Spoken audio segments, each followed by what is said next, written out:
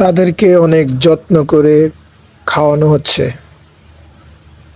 শেষ যত্ন করা হচ্ছে। সুন্দর কালো রঙের দুটি ষাঁড় দেখতে পাচ্ছি। ওইদিকে আছে আরেকটি লাল রঙের।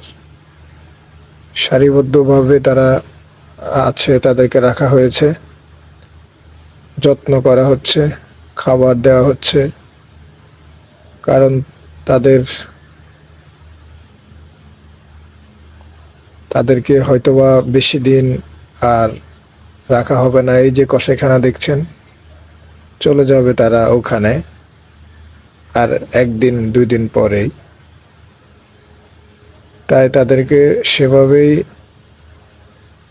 রাখা হয়েছে। তাদের জীবন কত সুন্দর উৎসর্গ, ভাবলেই মনটা কেমন যেন করে ওঠে। বাঁচতে বাঁচতেই তারা বিলিয়ে দেয় নিজেদের জীবনটুকু অন্যের জন্য।